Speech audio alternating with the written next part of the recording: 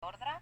Des del municipalisme, en aquest cas, tenim molt clar que des del món local hem d'accelerar els programes per a la mitigació i l'adaptació climàtica, aquesta aposta per un nou model energètic que sigui sostenible i, sobretot, un model que pugui actuar com a vector del canvi urbà que nosaltres necessitem.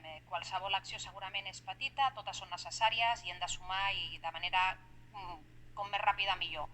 És en aquesta feina que fem per a complir els diferents objectius de l'Agenda 2030 i en particular amb aquesta necessitat d'accelerar la implantació de les dues transicions, d'una banda la transició ecològica per l'economia, d'una altra la transició energètica descarbonitzada i renovable.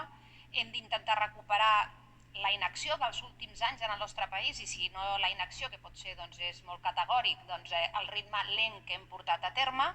Per tant, qualsevol mesura és important. També de vegades cal fer autocrítica.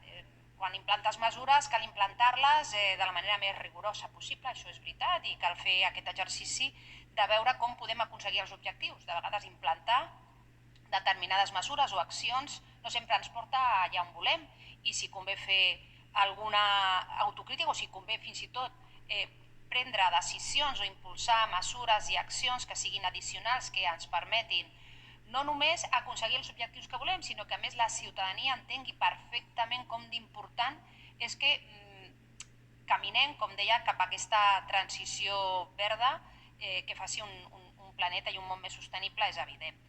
Dit això, i no entrant en més consideracions, nosaltres estem molt d'acord amb aquest model, estem molt d'acord amb aquesta moció, sempre poden haver matisos i per tant donarem el nostre vot favorable.